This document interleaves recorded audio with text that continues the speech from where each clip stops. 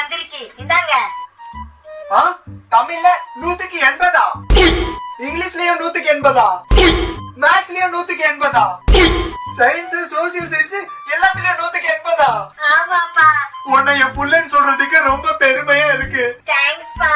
எப்படி இவ்வளவு மார்க் எடுத்த? நீ ஏதோ தில்லு முள்ளு பண்ணிருக்க. இப்ப சொல்ல போறியா இல்லையா? சொல்றா. அப்பா அடிக்காதீங்க. இன்னும் நல்ல பையன்மா, அந்த மாதிரிலாம் செஞ்சிருக்க மாட்டாமா.